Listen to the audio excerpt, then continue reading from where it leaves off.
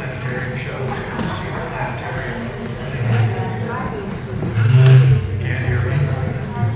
Jerry, hold on.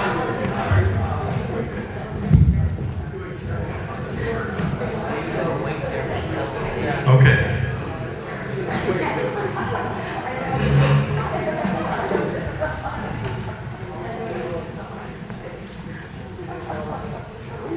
Are we ready? No. No? Any more people coming? Everybody take your seats. Well, welcome again.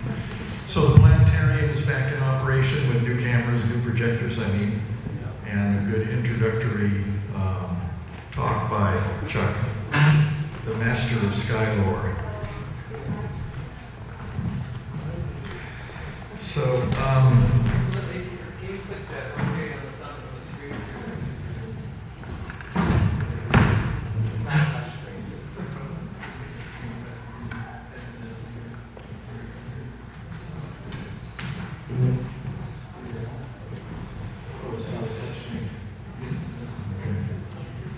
it's like my wife's computer.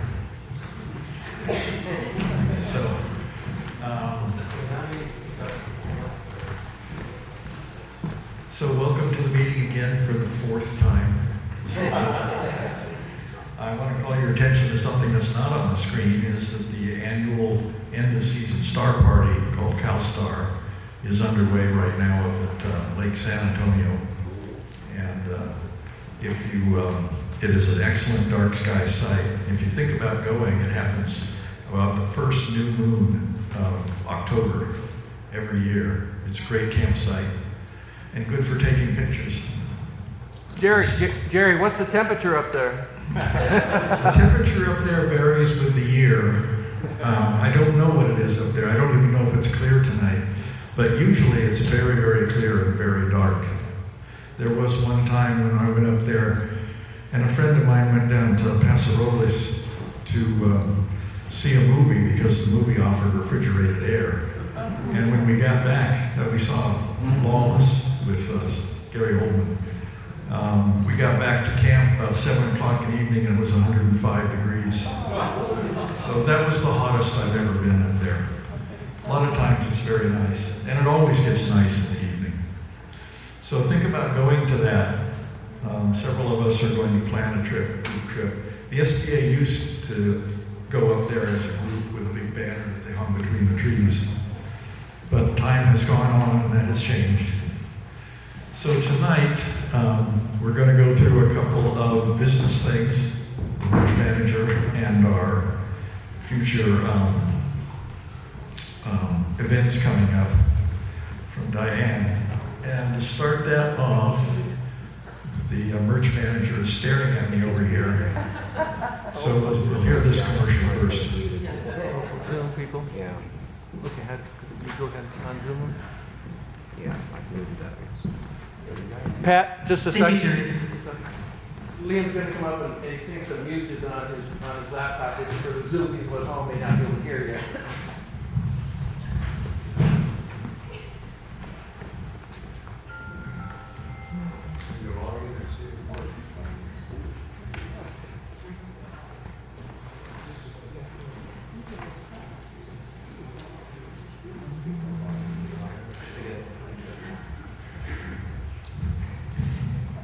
As Jerry was saying, I'm the merch manager, and I brought all the merch tonight. Once it's gone, it's gone. We're getting out of the merch business. We will have mugs left over, and we will have tote bags. And speaking of which, I just happen to have one here. This is the tote bag, and it's really cool. It has a nice expansive inside, and it has a zippered opening, and then also for your magazines that you get on the plane, there's a little front pocket here. I've taken it on the plane before, and it's very nice. And then, well, our website has a list of all the different items that we have. So look at our website. Unfortunately, I can only take checks or cash. So if you have something electronic, you'll have to do checks or cash. And We're checking the HDMI cable here.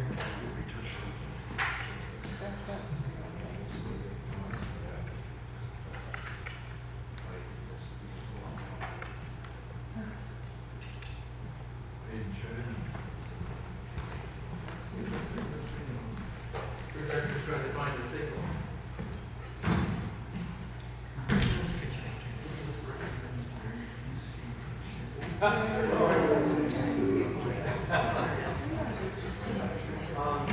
You still got a glitch because that talking man can be in the middle of the time. Okay. You see where it says talking? That needs to get moved. There you go. Nice.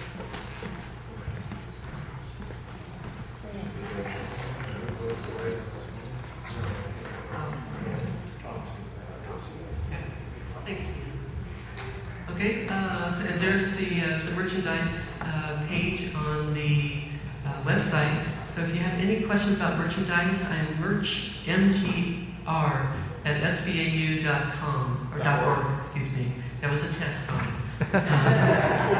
So back to you, Jerry. I have a question. Yes. So do you not going to sell any merchandise ever? The merchandise that we sell is all sold at a loss, and we can't balance it with income the way we're operating. So we're at least getting out of it now slowly. It's up to the what do we call ourselves? The management team, the planning committee. So we just sell to group, the group, we don't sell outside of it? No, we're not gonna reorder it. That's So I mean, for next year. if it's backed by popular demand, we might have to raise prices because the prices to us have been raised, and we didn't want to do that. I think what we went to is we registered all our merchandise with the people here in town that do it, and you'll be able to go to them and order it yourself. Individually, right? Yes. There won't be any group order benefit, right? And now we're going to hear from Diane about our future How about outreach? outreach. Sorry.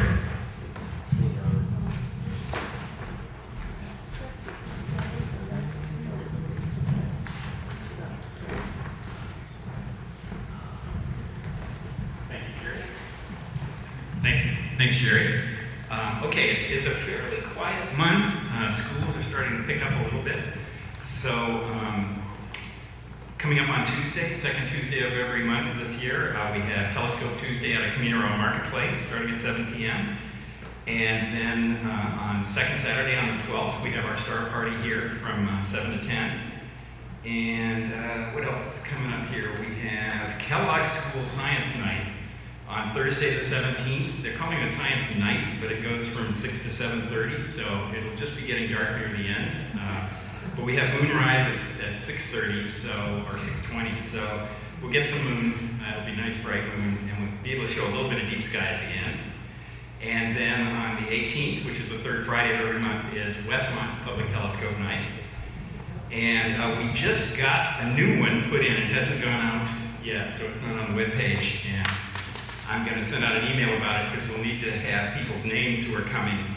There's a school from down in LA that comes up to El Capitan Canyon and has a big camp out, and they take over the whole resort, and they want us to come with telescopes. And they have pretty strict security there, so we're going to have to give names of any of the outreach volunteers who are coming. So I'll send out an email about that.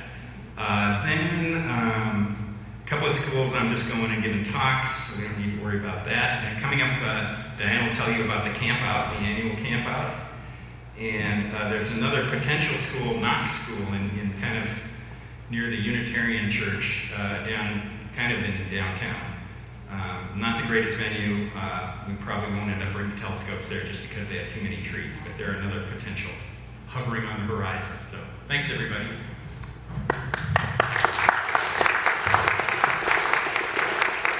There's propaganda here too, star maps, moon maps, webpage listings, stuff like that, and bookmarks. So if you're into paper, we got paper. Thanks, John. And here's Diane, our events planner. Thank you, Jerry. I've got 2 events to talk about this evening, and the events that I plan are for club members, And if you're not a member, I would really like to encourage you to become a member. It's only $20, and it takes like 5 minutes to fill out the form. Because I've had some people interested in coming to the events, but you do need to be a member. So we're having the annual camp out October 25th through the 27th, and we're having a potluck dinner on Saturday the 26th. So if you're not into camping, but you'd still like to come and enjoy the night sky and hang out with everyone, please come to the potluck dinner, 5 o'clock Saturday. And the club is supplying the main course, so please send me an RSVP if you're interested in attending. We actually have almost 30 people signed up so far, so it's going to be really fun. And then the next event is our year-end holiday party. It's going to be at the Timbers, which is out in Goleta. It's a really nice facility. It's going to be on Friday the 13th, so that's the easy date to remember. And the cost for attendees is $40 per person, and it's open to members and one guest. And your reservation will be confirmed once you pay for the event. It's going to be super fun. We have an astronomy slideshow, a buffet meal, and then a white elephant gift exchange. So it should be like a really fun time. And it has instructions on how to pay, and certainly RSVP to me, and if you want to pay tonight, that's fine too. You can see me after the meeting. So this should be an event that's really super fun. Thanks, Jerry. Thank you, Dan. Thank you, Dan. Well, we're moving right along. And now we come to the Vice President, who's going to introduce the guest speaker.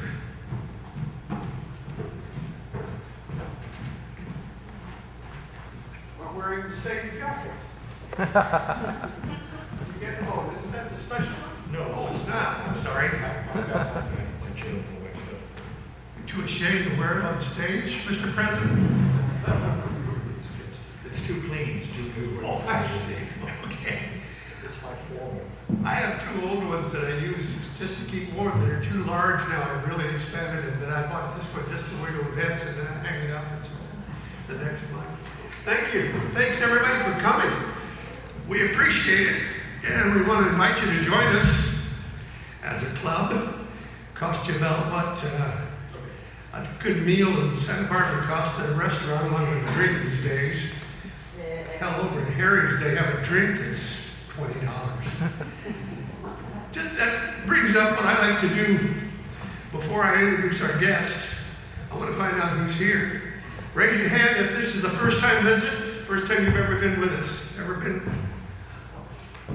Just 1, 2. Oh. Well, here, okay. We'll keep them up because the rest of the members are going to want to buy you guys a beer later. Okay. Anybody who's been here before but's not a member, raise your hand. Hi. Okay. Must have done something right with this guy and a couple others. Now, members of SBAU, please. All right. They got the word. The old planetarium was open again.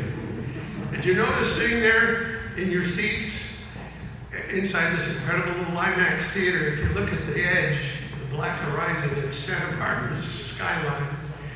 You're looking down south toward the islands, to the west is where the sun sets, to the right, and there's the mesa. I don't know if you ever watched that or not. We got a great speaker tonight, but I want to run down a couple of things before I introduce him. His mother is also here, and possibly one of our past speakers. Ah, there's Joseph Farah. And the mom. Dr. Lichter, what is your first name? Dr. Lester. Lester, I'm sorry. I don't think you have an elector as an old lady. My God. Lester, what's your first name? Caroline. Okay. And where's your son? He's, oh, okay, we'll get him on. Joseph Farah spoke to us years ago, courtesy of LCO, which is Las Cumbres Observatory, I believe on Sagittarius A, zeroing in on the center of the galaxy and getting some raw photo, one of those blurry orange things with a black hole in the middle of Sagittarius A. Biggest crowd we've ever had. Overflowed Farron Hall. We so glad the fire department wasn't here that night. John Palmentary was here from Gen 3 in the back. He's an old friend. And you gave one hell of a speech, and I may have you back for an update if there's something new to talk about. Tonight, what we're going to talk about is not exactly on target with what we're interested in. We're more macro than micro. But my young speaker, who's on his way to getting a PhD out of the university, has told me he's going to be gentle with us. And in fact, there he is. Looks just exactly like his picture. A couple of years away from his PhD. And I'll get to him in a minute. I just wanted to tell you a few things. I want to pay tribute to our Monday morning guys. I want to see who's here. I know Bruce Murdoch, keep your hand raised, President Jerry, Chuck McPartland, who's in the back, our outreach guy. Is Tim Crawford here? How about Tom Whittemore, who's our editor of the newsletter? Okay, Tom's not here. All right, thanks, guys. Look these guys up and get to know their faces because their ugly mugs will be right on the screen every Monday morning, going into our 4th year. And I think we've only missed one program. It's number 190, I think, coming up. Monday, 11 to noon. This stuff we talk about once a month in here for an hour. We talk about every Monday morning for an hour on YouTube. It's a Zoom meeting from our computer dens and man caves, and it's 11 to noon. It's called the SBAU Astro Hour. You probably saw it up on the screen. Let me tell you who's coming before I introduce our guests. Here we go. Next month, November 1st, it will be a young newlywed who is a doctor of astronomy and assistant professor out of Westmont, Jennifer Lee. Ito. What is her last name? Didn't write it down. Ito. Jennifer Ito.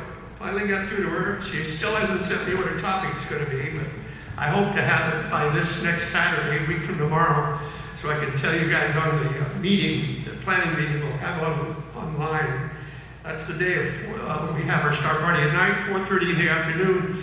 If you're a member and you want to join us, by all means, we'll send you the link.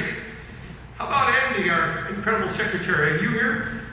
Yeah. Okay, he'll send it to you. He sent everybody else, including our link for tonight. I don't see any other pictures on the screen. Did anybody sign in? I guess our speakers' friends are logged in watching their friend. But next month it'll be Jen Eno, then it'll be Sean Kelly, Farshad Barman, and Captain Neil Malone of the Civil Air Patrol. They're all members.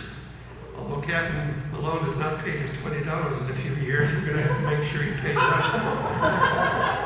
And I haven't seen him, but I saw him at that LCO open house last May, and he said, yeah, I'll come and do a show. 20 minutes. We have an hour set. It's people that are in the club only, members, in-house. Bart Farshad is going to be talking with the help of Bruce here on planetary orbits. You're going to cover the 3-body problem. Well, we use finite element analysis. So the 3-body problem is not stable unless there's 2 bodies right together and the other one's way out. They can't plot 3 bodies in space exactly. It's a very weird part of astronomy. I've run simulations of that, and generally one of the 2 bodies goes like this. All right, well, you'll be part of that hour. And then Sean Kelly, some of his students are here. Is Sean here? He's the professor of astronomy up at City College. Did Sean make it? No, he couldn't. He has something else going on tonight. Well, there were 2 of his students sitting in the planetarium. Are they here? Hey, all right. You're not in the club yet, but we're going to get you. The new year, I have 2 bookings. January 3rd, Dr. Damian J. Christian of the Cal State Northridge Astronomy Department, going to have an update on exoplanets, finding them. February 7th, a friend of Joseph's and of our speaker tonight, I think, Shabin Amara Singh, about a deep mind experience or experiment happening in South Dakota in the Black Hills. They're way down a mile underneath with a machine that's trying to detect, guess what? What our subject is tonight, dark matter. So be gentle with us, Liam Brennan, and welcome his family and his mother and everybody else. We don't often have particle physicists to us, but it is time. This young man is a PhD student out at the university, particle physics, working in the Candela Research Group. His research focuses on dark matter, beyond the standard model of physics and anomaly detection with what's called the light dark matter experiment. Figure if I don't pronounce it that way, it sounds like an oxymoron. The light dark matter. It's somehow, he'll explain it, I'm sure it's going to be fascinating. Along with what's called the Compact Muon Solenoid, CMS collaboration at CERN, the big particle accelerator in Europe. He's got a BS in material science and engineering and a master's in physics. Previously conducted research at the University of Chicago and Stanford University. Liam was awarded the Polachinsky Fellowship and the NSF Graduate Research Fellowship for his contributions to LDMX. And this could be fascinating, and it's his first ever, I think, speech. So, ladies and gentlemen, I give you the Brennan.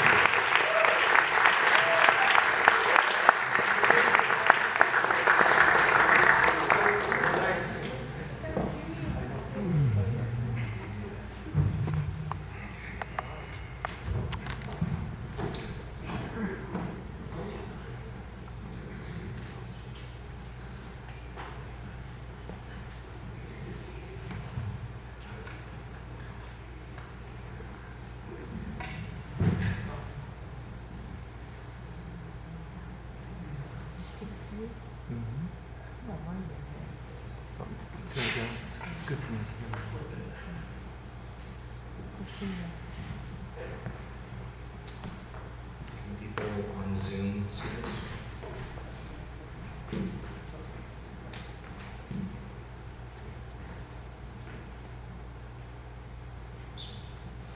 All right, hello everybody. Thank you all for welcoming me.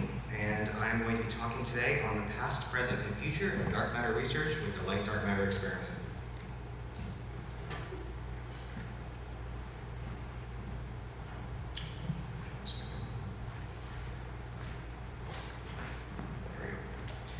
Okay, so a bit about me. I am a fourth-year particle physics PhD student at the University of California, Santa Barbara. I'm in the Joseph and Candela Research Group. My primary research is beyond standard model physics, anomaly detection, and dark matter. I got my undergraduate degree in material science and engineering. You might have just heard of all this. Why did I switch to particle physics? I was very interested in dark matter. And why UCSB? There's great particle physics research. So, let's start a bit with the evidence for dark matter. So, what is the best evidence for dark matter? Well, it comes from Vera Rubin, who was an astronomer at the Carnegie Institute of Science in the 1970s. So, she helped discover the galactic rotation problem. Can you talk more to the mic? It's a little hard. Sorry. She helped discover the galactic rotation problem, which is a situation where galaxies are rotating faster about their center than one would expect. So, what do I mean by faster than expected? So let's say that you have an arbitrary system here, let's just say a planet, and you want to calculate a few things about it. First, you want to calculate the escape velocity of this planet. So let's just take an arbitrary object, and let's try and figure out its escape velocity. So what do we have? We have a couple constants. We have the gravitational constant, we have the mass of the planet, we have the object's orbit, and then we're looking for the object's velocity. So we want to find the escape velocity of this random object. And so that's going to use the equation v is greater than square root 2 gm over r. And so let's just give this an arbitrary value of 15 meters per second. The next thing we want to calculate is the expected orbital velocity of this planet. So let's take another object, let's take the same constants we used, and we want to find the orbital velocity of this object. So we use this equation, v equals square root gm over r. Now let's say that it is 10 meters per second. So you have the escape velocity of the planet, and you have the orbital velocity of the planet. So now, let's just say that we're able to find an actual object that is orbiting the planet with the same radius as the earlier object. And we see that this object is orbiting the planet at 100 meters per second. So this is much, much faster than what we calculated based on the visible mass, as well as it's much faster than the escape velocity. So what's going on? Let's take a look at our equation. We have three variables in here. One is a constant, the gravitational constant. The radius, we see is the same as the previous object. So the only thing that's different is the mass. So one thing you can think is there must be additional mass I can't see. Let's take a look at this at the galactic level. So I'm going to play a quick video. Let me pause it here. So on the left, what you're going to see is the expected speed and rotation of a galaxy if there was only visible mass. And on the right is what we're actually seeing. So when you look at these two, you can see that the one on the right, what we're actually seeing is a much faster rotation than what you would expect. So what does this mean? So again, let's just take a freeze frame of this system and let's take a look at this. So if we take an object and we place it at the same distance from the center of the galaxy in both situations, in the expected situation and the real situation, and we take the same constants we used earlier and the same equation, we can see that the gravitational constant would be the same. I put them the same distance away from the center of the galaxy, so they have the same R, the same G. The only difference between these two would be the mass. So this is kind of a hint that there must be some kind of additional mass in the galaxies that we're just not seeing. So there's some kind of hidden matter, some kind of dark matter in these galaxies that is allowing these objects to rotate around the galaxy much faster than expected. So this is something that has come to be well accepted within the scientific community, that there is some kind of dark matter within these galaxies that we are looking to find. So some conclusions we can draw from this is 1, that dark matter is real and observable.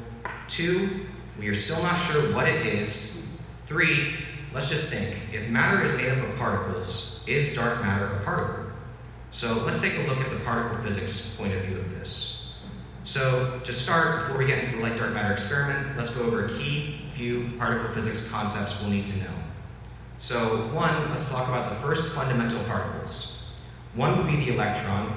So the only thing you need to know about this is it's low mass, it is a charged particle, and it's stable. The next is the particle of light, the photon. It has no mass, it is neutral and stable. What I mean by stable is they have lifetimes that exceed the length of the universe. So if a stable particle, we might have never seen it decay. So this is very interesting. And honestly, for the LDMX experiment, these are 2 of the only particles you really need to know, the electron and the photon. These are also the first two particles we found in history. So the next thing you need to know are some of the core laws of physics. So 1, Einstein came up with the equation E equals mc squared. So this is true, but it's a little bit of a misnomer because this is a situation where the particle is not moving. So this is a rest mass situation. If a particle is not moving, E equals mc squared. In real life, the energy of an object is the mass times speed of light squared plus the momentum times speed of light squared. So what we can say is that the energy is the sum of a particle's mass and momentum. So the other thing we need to know too is the conservation of energy. The total energy in an isolated system remains constant. Energy cannot be created or destroyed. So the next thing I want to talk about real quick is particle mass. So I'm going to be using the words particle mass a lot, talking about particle mass, but what is particle mass? It's kind of a confusing concept to start. So one thing we just showed, mass is energy. So when I talk about mass, I'm talking about rest mass. I'm talking about if a particle is not moving, what's its mass? So we take E equals mc squared. In particle physics, we like to set the speed of light to 1. It makes all our calculations a lot simpler. You cross it out, energy is mass. There you go. It's all done. So, very simple. We like to make things simple in particle physics. A lot of rounding. So then you ask, well, what units is this? So we use the units of electron volts. What's an electron volt? If you put an electron into a 1 volt field, it's the kinetic energy gained by that electron accelerating through that 1 volt field. An electron volt. The one thing to note about this really is that this is a very, very small value. This is really small. So we actually like to blow it up a lot and use the word giga electron volt, which is 100 million electron volts, where 1 proton has a mass of 1 giga electron volt. And that's kind of a way to kind of set scales of particle physics. Is 1 proton has the mass of 1 giga electron volt. So when you see me using the word giga-electron volt or GeV, a proton has a mass of 1 giga-electron volt. So now, the last particle physics concept we really need to know about is the concept of Bremsstrahlung. So what is this? What's going on here? So Arnold Sommerfeld found Bremsstrahlung in the early 1900s, and one way to think about this is breaking radiation. That's one of those particle physics tips we learn before we take exams. If you forget what it is, BR for Brem, breaking radiation. So what's happening here, basically, is you have an electron, and it's entering into an atomic orbit. When it gets close to the nucleus, the attractive force of the nucleus is going to cause it to pull it towards it and cause it to slow down. And it's going to lose a bit of energy as it slows down, and that energy is going to be transformed into a photon, which we shot out right there. So what's going to happen is the electron comes in, it's going to be attracted to the nucleus, it's going to slow down, eject a photon, and its path will be curved from that. And so the amount of curving depends on how much energy it's ejecting, so on. And this is one of the core concepts for LDMX. So I made a quick video to try and show this. Ignore that it's not the best, but you can see, oops, I meant to pause it there.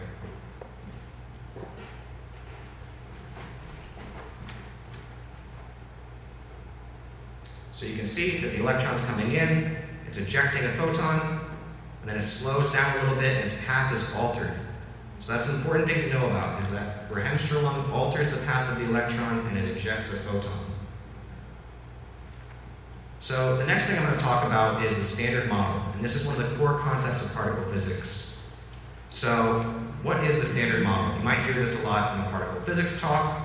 What actually is the Standard Model? It is a descriptive and predictive theory that encompasses our current understanding of the universe. And I think this is rather cool. When I first heard about it, was talking about it and learning about it, it's not just describing the universe, it's predicting future events. There are a lot of experiments going on right now that are solely based off of Standard Model predictions. It might be something we have never actually seen, but if you do the math and you follow the Standard Model, you can predict what's going to happen. Anything that does not follow the Standard Model is called beyond Standard Model physics. But it's both predictive and it's descriptive. When I say it's descriptive, so what does it do? One, it classifies all particles. You can take all the particles of the universe and classify them according to the Standard Model. Two, it describes 3 of the 4 known fundamental forces. There are 4 fundamental forces in the universe: gravity, electromagnetism, the weak force, and the strong force. And these 4 describe everything in the universe, although the Standard Model is currently not to describe gravity. There are a lot of work going on right now to try and integrate gravity into the Standard Model. That is beyond the scope of this talk and beyond the scope of my research, but it is a very active field of research right now. So I think it's very cool that theory works in tandem with experiment. You're going to see this later, and I'm going to give a good example, but theory will predict something. The Standard Model has a prediction, an experiment goes after it. Experiment finds it or doesn't find it, and then we tell theory that, theory adjusts their theory, we go look for the new thing, so on and so forth. So we two work together to create the current Standard Model. So now the question is this successful? Has this worked? And the answer is yes, it's wildly successful. Here are the Nobel laureates over the past 70 years for the development of the Standard Model. So you can see there's quite a few of them. And I'll draw particular attention to this one here, the winner in 2004, specifically David Gross. Why? He is a professor at UCSB, which is pretty cool. So I've passed by him once or twice while walking through the theory department, and I kind of just turned my head and I'm like, is that David Gross? Is that the Nobel laureate? I need to ask him for a photo next time so I can get a better one. I looked all around and I could not find a good photo of him in front of the physics building. So now, let's take a look at the year 2000. Let's jump ahead to the year 2000, or I guess jump backwards to the year 2000. And let's take a look at the Standard Model as it was known then. This is it. So this is a lot of particles. This might seem kind of overwhelming at first. So let's not look at every single particle here in the Standard Model. Today, for today's talk, let's just look at the force carriers of the Standard Model. So what do I mean by force carriers? So I'm going to introduce you guys to Feynman diagrams. So this is a very common thing in particle physics to try and describe the process going on in particle physics. Invented by Richard Feynman in the 1940s. What this is doing is this is showing visually what is happening at like a quantum level. So you can see in the situation, you're either going left to right. This is a situation where two electrons are passing each other in space, but they happen to interact electromagnetically. How do they interact electromagnetically if they're passing each other in space? They're not touching each other, they're just passing by each other, but they still interact. Well, they interact with a photon. They shoot a photon between them, and it's carrying the force of electromagnetism. So what we can say is that the photon is the force carrier of the electromagnetic force. And so this is rather cool. And so this is important for the future of today's talk. And so the other forces, the gluon is the force carrier for the strong force, and gluon as in glue because it holds things together and it's strong. And then the Z and W bosons carry the weak force. So now it's the year 2000 and we're not really sure what to do. This is every particle in the standard model. We filled it out. You can see all of the quarks have a partner. Everything looks filled out. There's no room left in my diagram here. What do we do now? We found everything, right? So where do we search? So this is a situation where we look back at theory to inform experiment what to do. So we have a situation where Peter Higgs and many others in 1964 were building out the standard model. And Peter Higgs helped come up with this idea of the Higgs mechanism, which is how all particles in the universe get their mass, right? And so we're looking for a Higgs boson. There's a question, is Peter Higgs right? So how do all particles gain mass? The Higgs mechanism. So at this time in the year 2000, we kind of thought Peter Higgs is probably right. He's probably got the right idea here, this is probably correct. And so if this is correct, we're going to create a new particle with high mass, and that will show that the Higgs mechanism is correct, and that we can move on and look on other things. So if you're going to create a particle with high mass, you're going to need a lot of energy. It's going to require high energy to create high mass. And the other thing too that's pretty cool, if you're wrong, you're going to have to find new physics. You're going to have to adjust you're right or you're wrong, and either way you get something cool. So that comes to the Large Hadron Collider and the modern era of particle physics. So there was almost certainly a new particle at high energies, or you'd have to find new laws of physics. The way this was described to me by my professor is it was almost a no-fail condition. Either way, you're going to find something. And this is kind of rare in an experiment to know you're going to find something. So they built multiple detectors at CERN, the main two being ATLAS and CMS. I actually worked for the CMS collaboration. And there's two goals to discover. We were looking for the Higgs boson, we were looking for dark matter. So let's jump ahead to 2013. What is the status of the Higgs boson? Well, we found it. We did it. Congratulations, everybody. There's Peter Higgs celebrating. We did it. And the other cool fact about this, too, is you can't see it in this photo, but behind these guys, the one making the announcement is actually my professor. We have a very good particle physics department. So when I was applying here, I was Googling and I was looking people up, and there's videos of him on YouTube announcing one of the biggest breakthroughs in particle physics in the modern era. And so it was very intimidating when I first met him over Zoom. But I made it through. All right, so now we're at the standard model in the year 2013. So we filled it out, and we have the Higgs boson here. So we're doing great. So what now? What about the second goal? The search for dark matter. So first of all, what is it?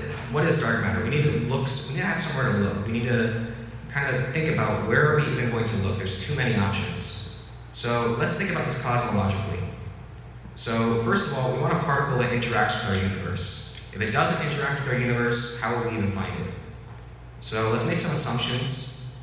One, in the early universe, dark matter was in equilibrium with the standard model. Okay? Two, in order to maintain this equilibrium, dark matter interacted with standard model matter.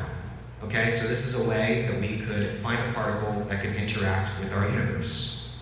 So next, how would this particle interact?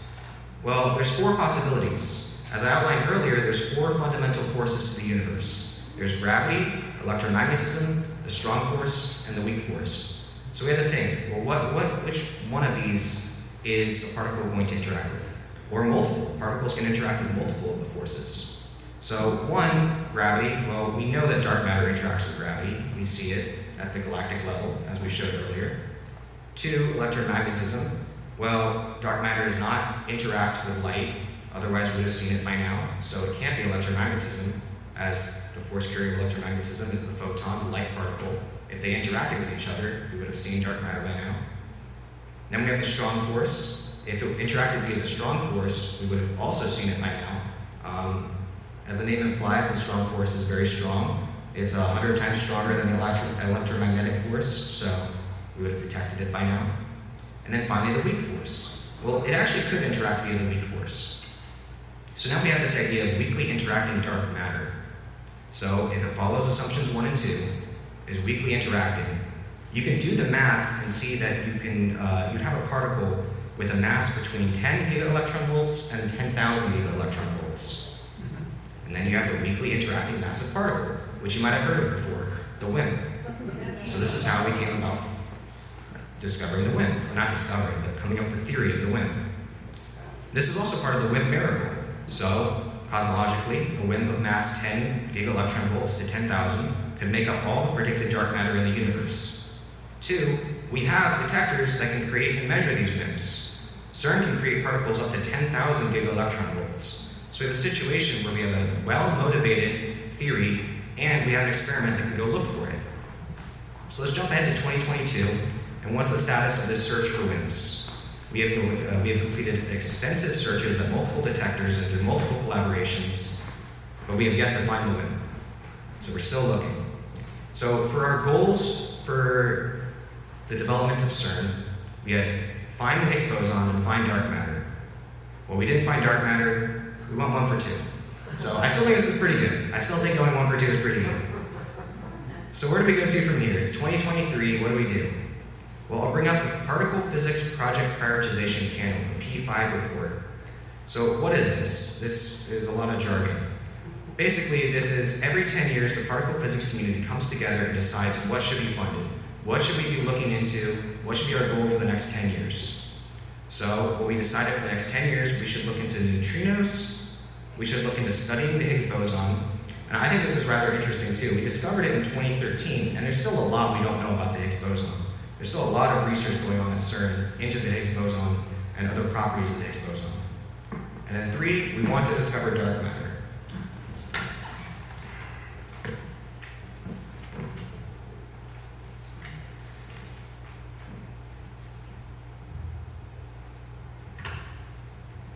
So, in terms of discovering dark matter, so what are we going to do? One thing that I thought was very interesting is rather than putting all the money into one large experiment, what they have recommended is instead finding a variety of well-motivated, highly focused dark matter experiments. That's things like the Axion dark matter experiment, Lux Zeppelin, which will be given a talk in February, is also, they say to fund that as well. And most importantly, the light dark matter experiment. So they really like our experiment, which is great. And so that gets into the crux of today's talk, the light dark matter experiment. So what is LDMX? What am I talking about here? So this is an upcoming accelerator-based experiment. It will be placed here in California at the SLAC National Accelerator Laboratory. It's a fixed target experiment. What do I mean by that? Let's take a look at this photo.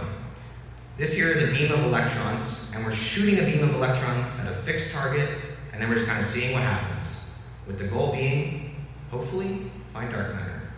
So that's what a fixed target experiment is. And so what do I mean by light? So I keep saying light, and that might be confusing for light dark matter. Well, I just mean low mass. I mean low mass dark matter. We're looking for the low mass dark matter. The WIM was a high mass dark matter. This is low mass dark matter. So what do I mean by low mass here? And this is one of the great motivations for LDMX. So you're looking at every particle in the standard model organized by mass. So everything below 1 gigaelectron volt, I would consider low mass particle. One thing that's very interesting about this is that the stable particles of the universe, so the quarks here will make up the protons and neutrons, as well as the electron and the photon. These stable particles of the universe that make up all of our matter, they exist in the low mass region. So isn't it kind of interesting that wouldn't dark matter also make sense to be in the low mass region? It's a rather good argument. And so, how are we going to detect dark matter? How is this going to work? We're going to look for missing energy. So I talked about the conservation of energy earlier, and I'll show you some slides later, but we're looking for missing energy. So now let's think about the dark matter origins. So let's think about, again, like we did for the WIM, what kind of cosmological origins do we need for our particle? Well, one, we want a particle that interacts with our universe. And let's make some assumptions. Let's say that in the early universe, it was in equilibrium with the standard model. And then to maintain this equilibrium, the two interacted. So this is the same argument you'd make for WIMPs. So if you're making the same argument for WIMPs, I think it's also a good argument for light-dark matter.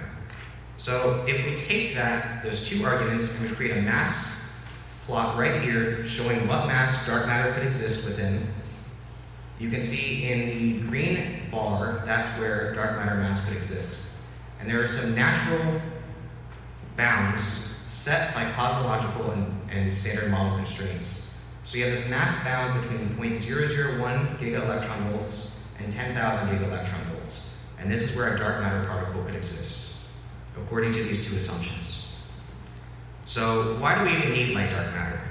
If it's the same assumptions you make for WIMPs, why are we looking for light-dark matter? Why not just keep looking for WIMPs? So below 10 gigaelectron volts, WIMPs are nearly impossible to find. The weak force is very weak. It's 100,000 times weaker than electromagnetism. So you have a low mass particle that interacts very weakly. That's just hard to find.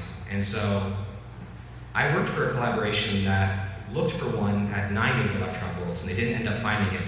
But it's really, really hard to do that. But the thing is, dark matter is still possible below 10 gigaelectron volts. So how do we do it? How do we look below 10 gigaelectron volts? Well, as I just outlined, we can't use the weak force. The other standard model forces don't work either. We can't look with strong force, we can't look with electromagnetism. What do we do? What if we create a new force instead? What if we say that we want to search this low mass region, that if dark matter existed, it has its own sector of physics, its own dark sector of physics, where it would have its own forces that are neutral under the standard model, would have its own force mediator particle. I outlined earlier, there's the photon, the gluon, the Z and W bosons. And so the dark sector would have its own mediator particle, the dark photon. And so this is a well-motivated, well-realized situation looking for new kind of matter with its own forces. So if we go back to this plot here and we take a look, we can say the upper bounds are WIMPs, and the lower bound will be light-dark matter. So we're going to be looking for this light-dark matter over here, this low-mass dark matter, things below 1 gigaelectron volt. There's a couple other motivations for LDMX. One, as I outlined, most stable particles in the universe exist in this low-mass region. So why would dark matter, which is also stable, not exist in this low-mass region?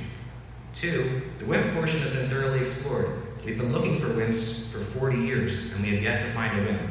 So what else do we do? There are even more projects on the horizon actually looking for WIMPs, and so there's not that much space left to look for this WIMP particle. The lower mass WIMP portion is also very difficult to explore. And then lastly, the new force would open up this low mass region so we can look for this light-dark matter.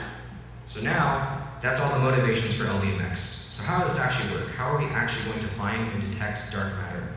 And so this is a very cutting-edge, revolutionary experiment that's actually very exciting to discuss. So how are we going to create light-dark matter? So CERN collides particles together to look for these WIMPs. We're not colliding anything together. How are we going to create the dark matter? We're going to use the Bremsstrahlung that we talked about earlier to create our dark matter. As a reminder, what is Bremsstrahlung? So you have an electron here, and it's going to enter an atomic orbital, and when it gets close to a nucleus, it's going to slow down, it's going to break, and it's going to lose a bit of energy, and it's going to release that energy as a photon, and it's going to change the direction of the electron slightly. So that was a situation where it was standard model. What about dark matter? How would this work for dark matter? So it's the same idea, an electron comes in, but instead of releasing a photon, it would release a dark photon. Which the dark photon would then travel a bit, and then it would decay into two dark matter particles, and those would travel onwards. So that's how we would create dark matter, is by using Bremsstrahlung. So how often does that happen? How many events do we need to run to actually make that occur? Is this a rare process? Do we need to run 1,000 events? a million events, 1 billion events. We need to run 100 trillion events in order to find this. If after all of our cuts, we would need 1 in 100 trillion might remain. I might use 10 to the 14. It's a huge number. So how do we even measure that? If we launch 1 electron at that target per second, that would take 3.2 million years. 2 electrons, well, we're down to 1.6, much better. But let's be more realistic. We're going to do 1 electron on target every 21.5 nanoseconds. That goes to 50 million electrons on target per second. So we're really blasting this target right now. So to do that, you need really good hardware. And that's part of the reason LDMX has never been tried before, is hardware has never been as good as it has been before. So taking a look at this is actually pretty near and dear to my heart because we assemble these here at UCSB.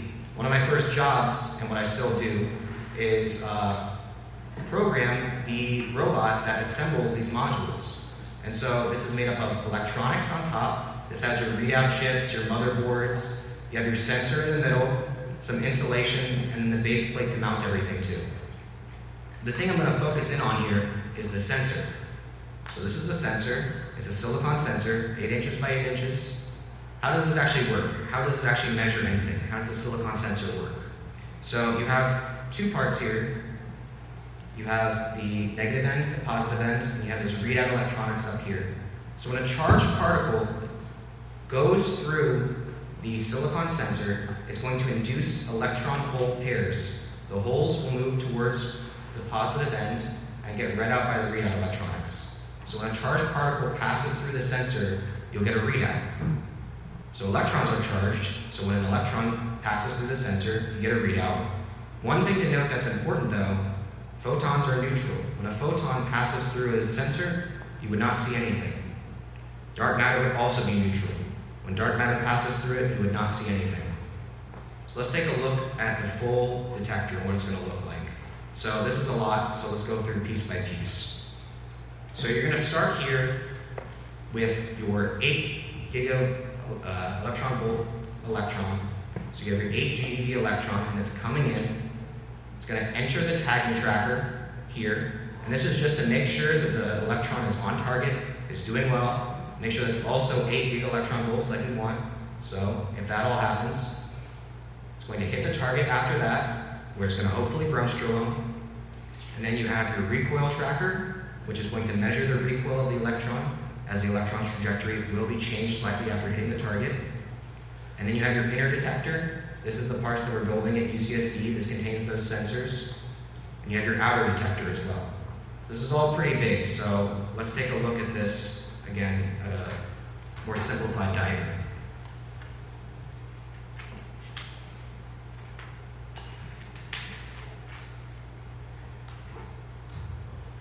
So this is a standard model event.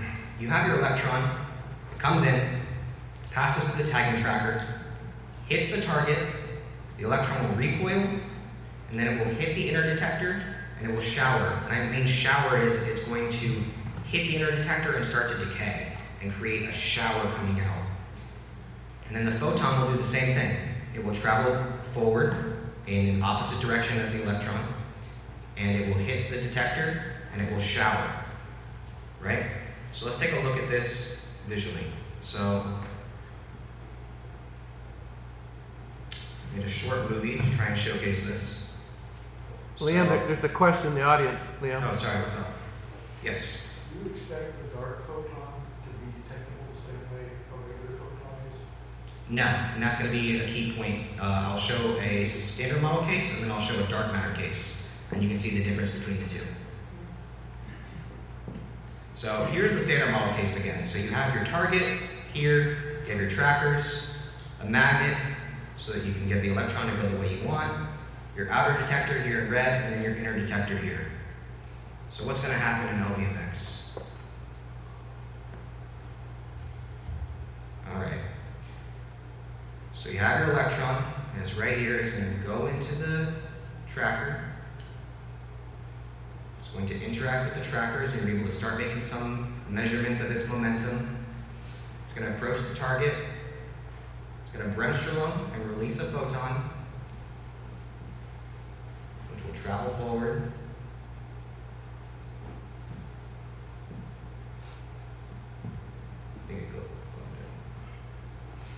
here we go, and they're traveling forward.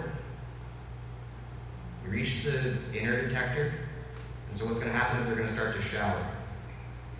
And so you see, when I say shower, it's going to decay into different particles. They don't have to stay an electron, it can decay into other things. And so you can see what starts to form here are these cones, which are showers. And so this would be a standard model event, a situation where you have two heavily distinct cones, very different from one another. And so let's break this down again piece by piece. Because how do we actually find light dark matter? As I said, we're looking for missing energy. So let's take a look at the standard model case, where the standard model case will be our background. So you start with your 8 gig electron volt electron, you reach the target, you've gone through your tagging tracker, you make sure that it's 8 gig electron volts. This is a good event, this event will be saved. It's going to hit the target, it will bremsstrahlung, and now you have no idea how much energy it has. So when it travels forward, you can start to get another idea for how much energy the electron has. And so you see, the thing is you have no idea about the photon though. So the electron will interact with these silicon sensors, the photon does not. So you only really can get measurements for the electron as of right now. So now you're at the center, you're at right before the inner detector, and so what happens next? It starts to shower. And so the decay products of the photon can be charged. You can create an electron positron, so on and so forth. And so from that, you can start to get an idea for how much energy the photon carried away. And so when you add it all up for the photon shower, you get 6 gig electron volts, and for the electron shower, you get 2 gig electron volts. This would be an easy situation in LDMX to reject. This would be an easy background, as 2 plus 6 is 8. No energy has been lost. You can easily reject this, and we move on to the next event. So now what about the dark matter case? So here again, you're going to see you have your beam, right? And it's going to go through the tagging tracker. It will hit the target. The electron will recoil. The dark matter that you create will not interact with anything. It's just going to go straight through everything, not interact, not decay. It will be lost, and you will lose some energy.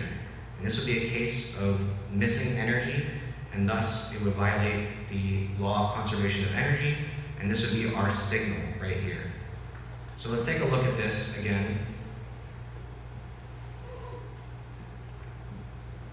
So you have your electron. We're staring down the barrel of the detector. Electron will go through the tracker. You can start to get measurements for how much momentum it has. It's about to hit the target. So it goes in the target, and this is the 1 in 100 trillion case where it dark brims. And so the dark photon comes off. It will travel a little bit, and then it's going to decay into 2 dark matter particles. How do you know that? And then we'll see in a second. So it goes forward. You reach the inner detector. The electron starts to decay, but noticeably, the dark photon doesn't do anything. It just goes straight through and doesn't interact with anything at all. It just keeps going. You don't detect? You don't detect anything, right? So let's go ahead to the next slide. So again, you have your 8 gig electron volt electron, and when it reaches the target, it will have 8 gig electron volts. Afterwards, you're not sure what it has, and you don't even know it's a dark matter event yet. You have no idea. Again, you still don't know. You get an idea for the electron. You reach the detector, and you have an idea for the electron. And so this is the same thing as the standard model case, where if you didn't know about the photon, and you don't know about the dark matter yet, so what's going to happen? So you start to get measurements for the electron, but you're not getting anything in the other case. There's nothing here. So when you add them up, you see that you have 2 gig electron volts here and nothing else. So you went from 8 to 2. So how does this happen? This would be a case of missing energy. So this violates the conservation of energy. But that's difficult to call dark matter initially. That's really hard to just say that, okay, you're missing a little bit, that's dark matter. What if it's a complex background? There are really complex cases where a particle can just pass through the whole detector and not interact with anything. What if it's the electronics? What if something's wrong with the electronics? There's a lot that can go wrong. So you need to perfectly reconstruct the event.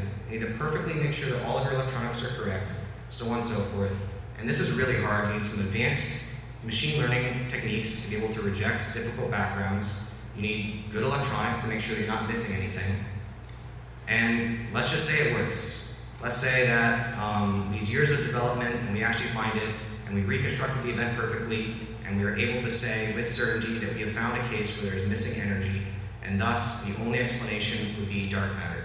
What would be the implication of this? Well, we would be implying that there's a fifth fundamental force. There's no longer four forces in the universe, there's now a fifth fundamental force in the universe. There's an entirely new sector of physics. There's a whole new dark sector to explore. Are there more particles in this sector? What else is there to know about the dark sector of physics? And for cosmology, what about the early universe? We now have a better understanding of the early universe and how particles interacted in the early universe. We can make more predictions on how the universe developed. You get billions of dollars in funding for new projects to find more dark matter. And then someone will win a Nobel Prize. And I could set up a resume. So logistics for this. How are we actually going to do this? What are we doing right now? So we're building everything. So we're building the detector, we're building the veto, the tracker supports everything. We're building the core detector here at UCSB. I go in every day and help build things. We're still working on that. We're developing and verifying our machine learning algorithms. We have massive data sets that we're testing on and training on. We have a lot of undergraduates who are working with us, fellow graduate students. We have many groups across the country that are working on this too. We have some of the best physicists in the country, all working to make sure we're doing things in the right way. We're not overlooking anything, because the last thing you want is to declare you found something, and then someone to point out, what if you didn't, and then you have no response to that. So we're doing everything we can to make sure we're actually getting the results we want. We're studying those complex backgrounds so we can fully understand them. So when we go and search for this and we find it, and they ask, what if it's a complex background? What if it's something difficult to spot? We can say, we studied that, we looked at our technology, we did everything, and that is not a problem. We do not think it's a complex background. We think we have an actual case where there was missing energy, and there was a case where the dark matter must have taken the energy away. So we're going to do 2 runs. One run in 2026, it will last 1 year, 4 times 10 to the 14 events. The hope is that we'll have 4 dark matter events at the end. That's enough for a discovery. Congratulations. If not, we got 28, run 2 times 10 to the 15 events. Hopefully we'll have even more. We'll be able to look for even rarer situations. We'll be able to look into even more data to look through, and hopefully we'll find dark matter. So what's the end result? Hopefully find dark matter. So if this happens in about 5 to 10 years, and you guys see in the news that dark matter was found and LDMX found it, you can say I went to a talk on that 5 years ago. How do you know 1 in a trillion is the probability? Based on quantum field theory, and someone did the calculations, it's not exactly 1 in a trillion, but once you make all of your cuts to remove background and so on and so forth, what you remain is that 1 in 100 trillion. Yes? So basically you're saying that your experiment is creating a situation where you have missing energy. Yeah. And your missing energy is, you're currently classifying it as dark matter. Well, actually not dark matter, but dark energy, which is associated with perhaps. Well, it would be dark matter. I mean, it would be dark matter that's carrying some amount of energy, because the matter. So if you, let's assume that you're able to say that missing energy is dark energy. Are you going to then use equations to say energy and dark mass or something? Yeah. So I didn't go into that fully, but our experiment is sensitive to the mass of the dark matter particle. So we can figure out how much that dark matter actually weighed. We're looking into a couple different options. We're looking at 1 gigaelectron volt, half a gigaelectron volt. We're doing different tests to see what would those results look like. But we are sensitive to the mass of the dark matter particle. So we would know how much dark matter weighs. We would know other kinematic information about it. So yeah, we could figure out From the missing energy. from the missing energy, because E equals mc squared plus pc squared. Assuming that all works. Yes. In the field of dark physics. Mm-hmm. I mean, there may be a whole other set of equations, a whole other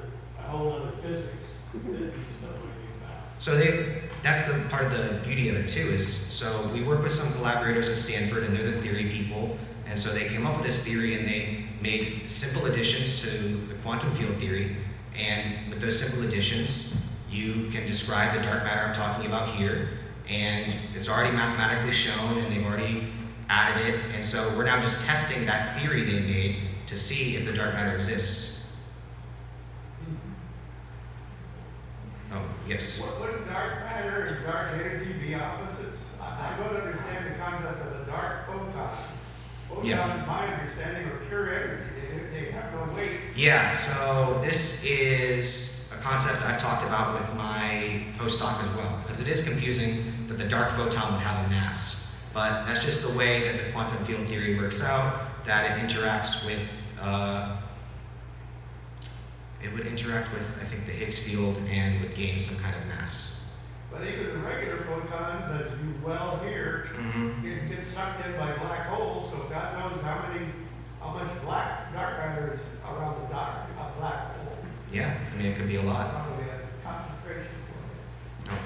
Oh, sorry, you bet. I guess I missed the explanation of why a dark photon decays into two dark photons. So it doesn't decay into two dark photons, it decays into two dark matter particles. How do you know that? Again, the quantum field theory. So they did the math out and they showed that this particle will, let me see if I have a drawing. I don't have a drawing of it right here, but So you're testing it. Not an entanglement thing? no. One second.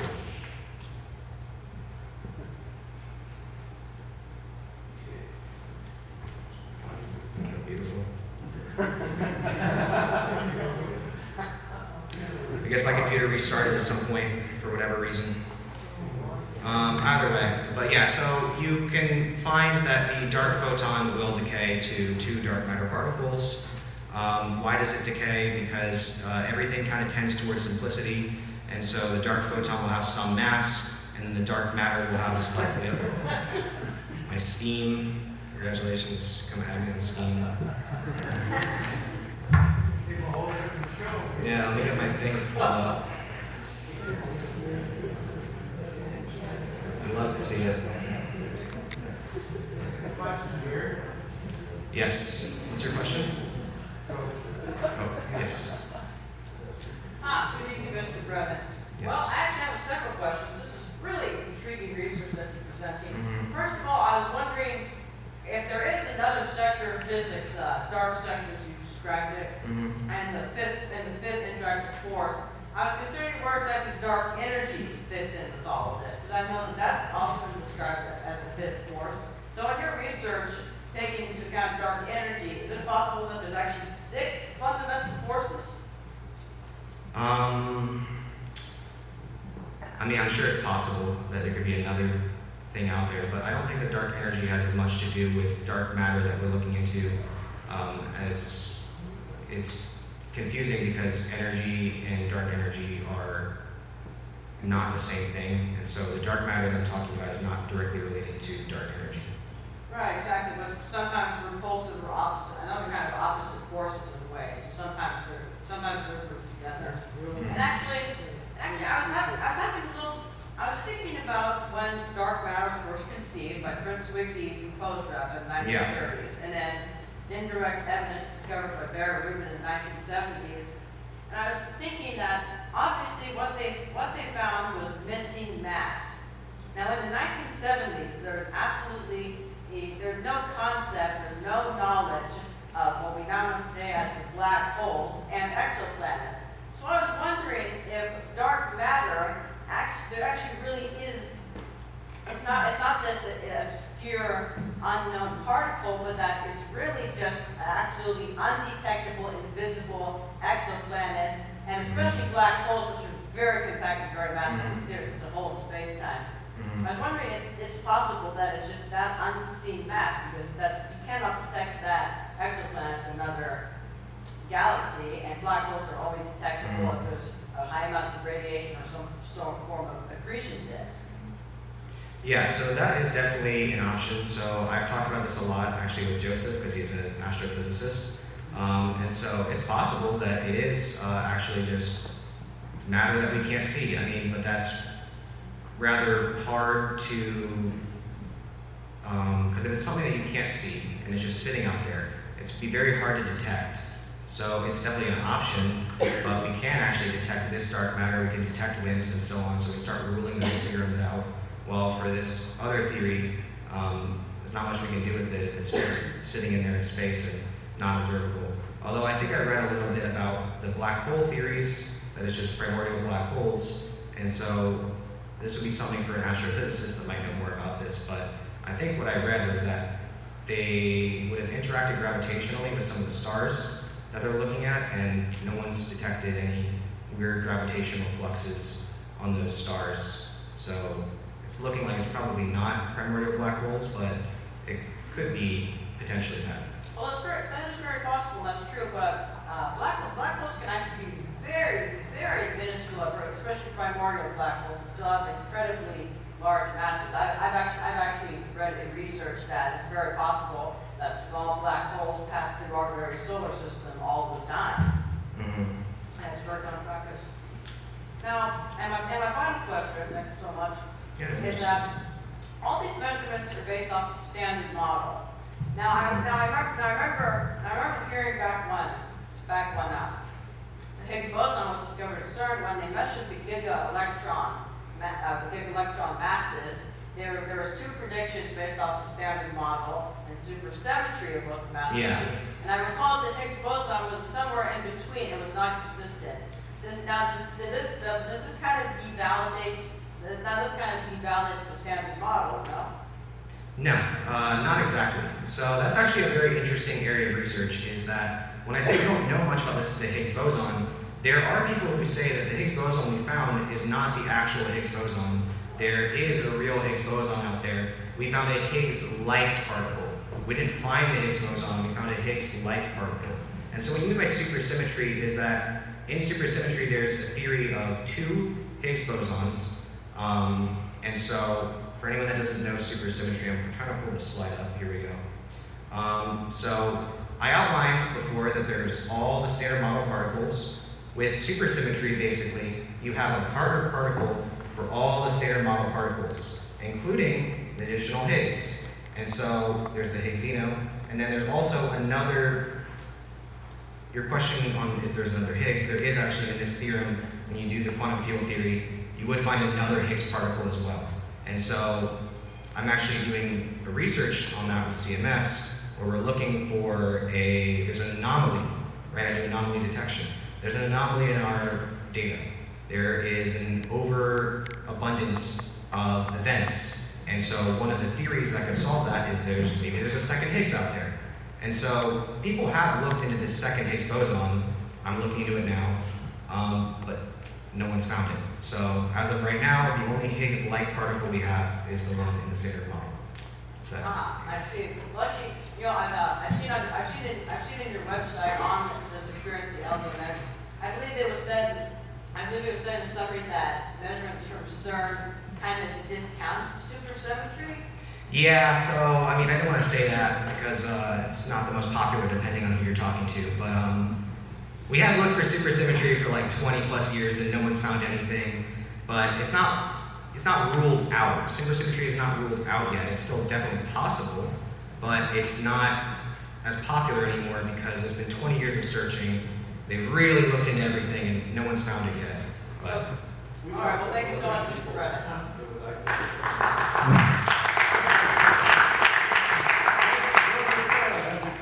yes, what's up? So CERN was a cost of order like $5 billion. Is LDMX as expensive? No, unless you pay my budget.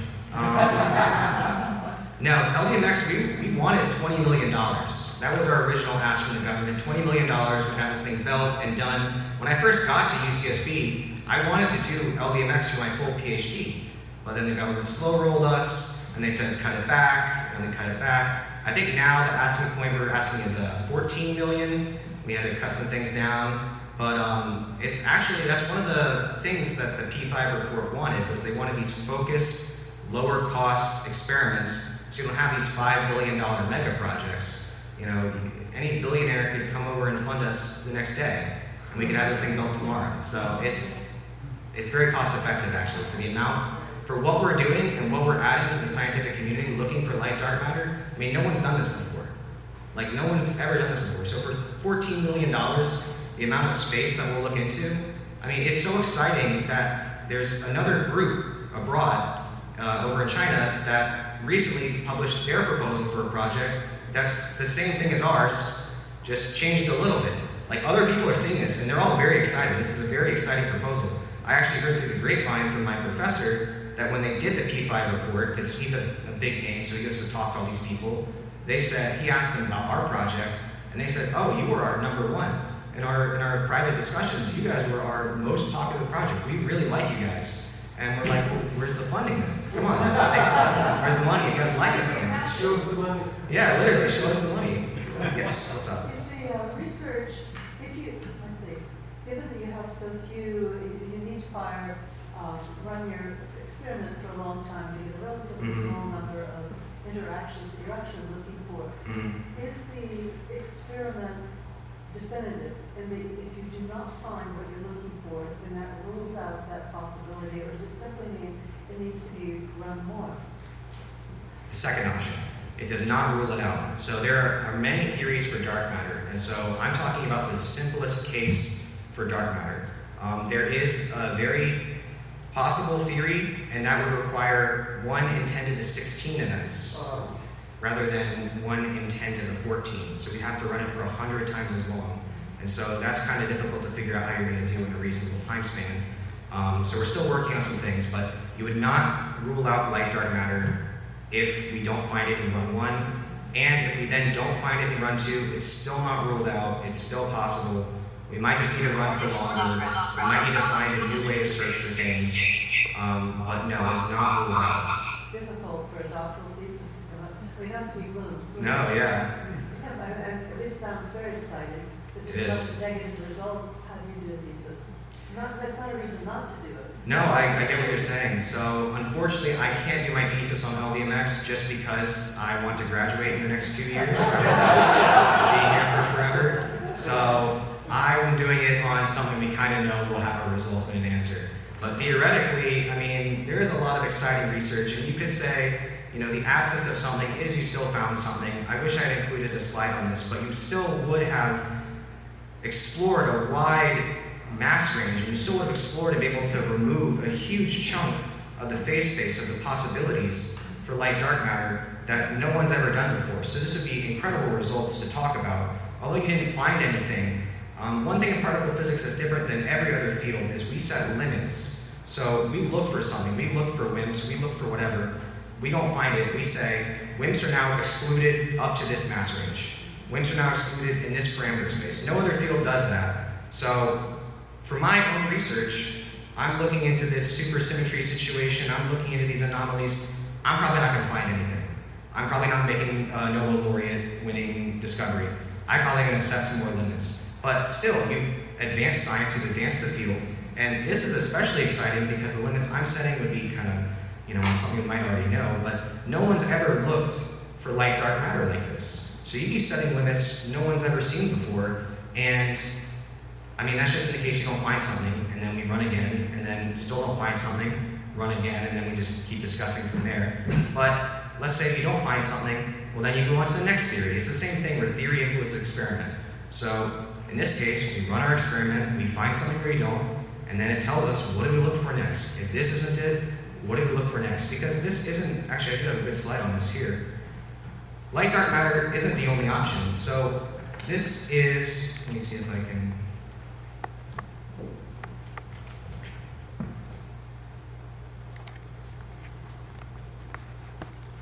I'm not going to go through the whole thing. For whatever reason, it's fighting me on everything. So, you can make some assumptions. Was dark matter ever in equilibrium with the standard model? Yes or no? And then, if you follow that, you can find LDMX, you can find light dark matter, you can find WIMPs, but there are other options for what dark matter could be. And there are other things to look into. People are really interested in axions. People are interested in other things. So if we don't find it, which I hope we find it, then you move on to the next theory, and you just keep looking, because we know experimentally that there is something out there. What is it? I don't know. We just keep trying. Maybe it is the cold gas in space that we just can't see, and we just have to keep looking until eventually we find something. Yes? Is there anybody looking into what a field is? We know the formulas, but if the thing that attracts two magnets together isn't that. Yeah. There's something going on. Yeah, so that would Everybody be... looking into, what it is, targeting seems to be made out of field, or vice versa. So that is quantum field theory, and so in reality, it's kind of hard to explain, but everything, all particles are just excitations of fields. One of the best examples of that, what is a field? It's a conceptual thing. It's hard to, it's a physical thing. They're interacting with each other, and they're creating the mass of the universe, and they're creating these particles that interact with each other, and I don't know if you can find what the field is. What? If you can figure out what a field is, there should be no products. Yeah, right there. Yeah. I think the reason we can use generating more particles, or we just a certain number of experiments. So we can actually make more particles in a way. So another thing is that when you actually run it and you run it into the target, there is a chance that it doesn't Bremsstrahlung, right? That it doesn't interact with the target, it goes straight through, it hits the detector, we can reject that event instantaneously, right? And so what you would do is you can make a thicker target, and so the thicker target would give a higher chance that it's going to interact. You can change the energy of the electron. There are other things we're looking into to increase the chance that it interacts with the target, it Bremsstrahlungs, because I think the chance that it Bremsstrahlungs is like 10%. So 1 in 10 times you get an event that might be usable. All the other ones you reject. The number I'm using, 100 million, that's events on target. That's electrons you shoot at the target. So automatically, only 10% of those might contain an interesting event. And that's just the physics, that's just probability.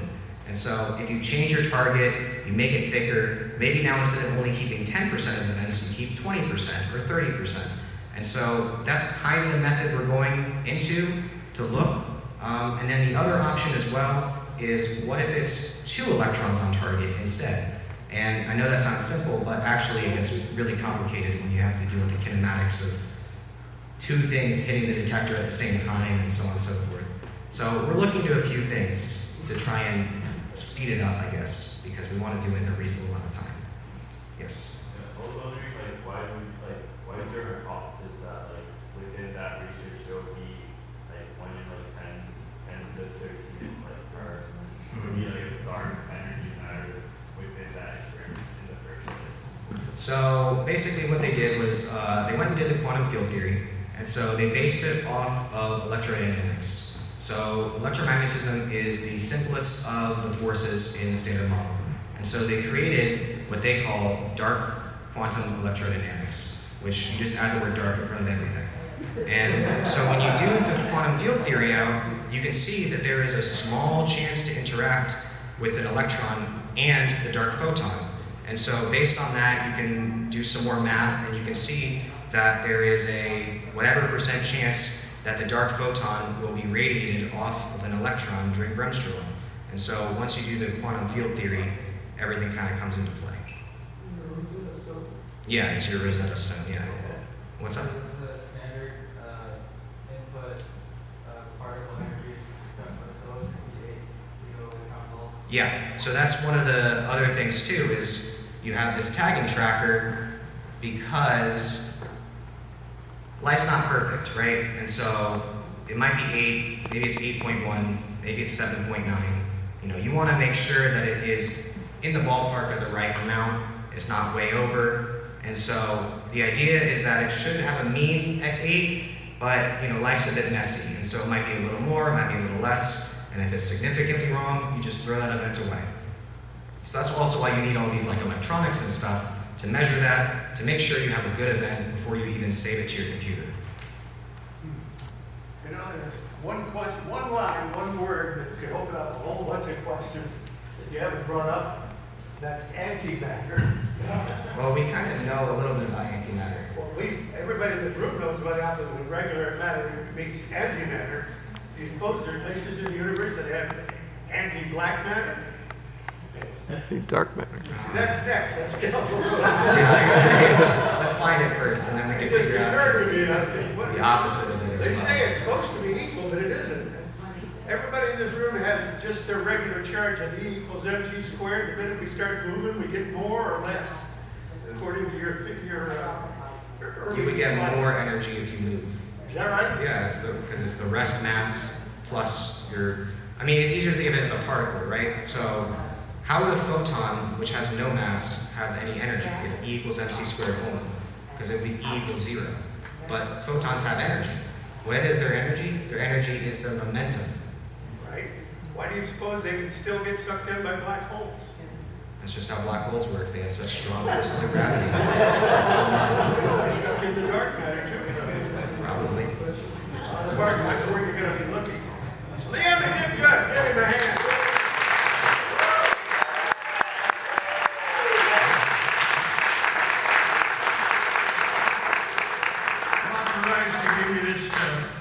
Priceless porcelain cup. I'm not sure how many we have left to give our speakers. They're selling like hotcakes. Well, I'm not going to say how much they are. But your honorarium is in there. We're going to have you back. All right, thank you so much. This was your first speech ever? First one to a public audience of non-people I know. So.